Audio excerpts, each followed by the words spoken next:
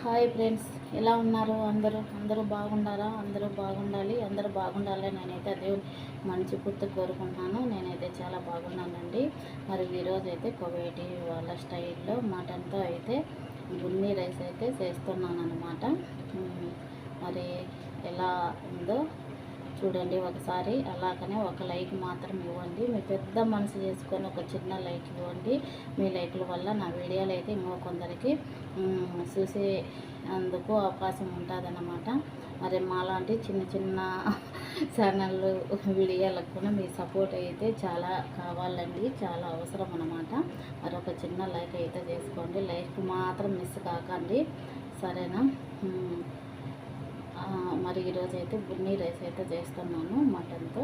మరి ఎలా చేస్తున్నాను ఒకసారి అయితే వీడియో అయితే పూర్తిగా చూడండి. లైక్ మాత్రం మర్చిపోకండి. హాయ్ ఫ్రెండ్స్, ఎలా ఉన్నారు? అందరూ బాగుంటారా? అందరూ మరి నేనైతే ఇన్ని ఉల్లిపాయలు ఎందుకు అనుకుంటున్నారా? మరి నేనైతే కువైటీ స్టైల్లో మరి బున్నీ రైస్ చేస్తున్నానండి. బున్నీ రైస్ ఎలా చేస్తారా అని అనుకుంటారా? మరి చేసేటప్పుడు వీడియో అయితే చూస్తాను, తప్పకుండా వీడియో అయితే చూడండి లాస్ట్ వరకు, సరేనా ఫ్రెండ్స్? ఇవి అయితే ఉల్లిపాయలండి, వెరగా వేపుకుంటున్నాను. ఇది బున్నీ రైస్ అన్నమాట. ఇక్కడ అరబీ వాళ్ళు తినే రైస్ అన్నమాట, బున్నీ రైస్. అది ఉల్లిపాయలు అయితే నేను ఎర్రగా వేపుకుంటున్నానండి.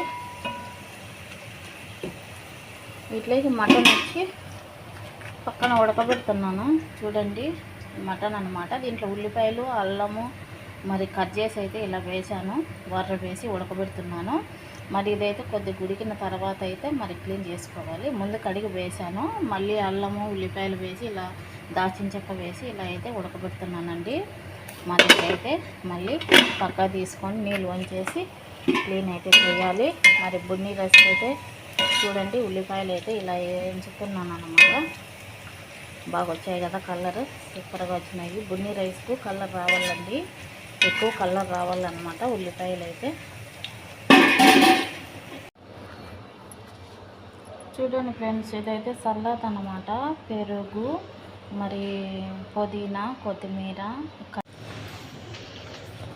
చూడండి ఫ్రెండ్స్, ఇదైతే బున్నీ రైస్ అయితే అయిపోయిందన్నమాట. చేసేసాను బున్నీ రైస్. ఇది వచ్చి మాంసం అండి, మటన్తో అయితే ఇలా చేశాను. ఈ మసరి బియ్యం అన్నమాట, లావు బియ్యము. మరి బున్నీ రైస్ అయితే రెడీ అయిపోయింది. ఇప్పుడైతే పక్కింటి వాళ్ళకి ఇచ్చి పంపేవాళ్ళు అనమాట. మేడము మా సారు వాళ్ళ చెల్లెళ్ళకి. ఇదైతే మా రైస్ అండి. ఇదైతే మాకు కాకరకాయ పులుసు అన్నమాట. ఇది వచ్చి మా సారుకు మటన్ కూరగాయలు వేసానండి. ముల్లింగడ్డ, కూస, క్యారెట్, మరి మటన్ వేసి నూనె లేకుండా ఆయిల్ లేకుండా ఇలా అయితే చేశానన్నమాట. ఎలా ఉంది? బాగుందా?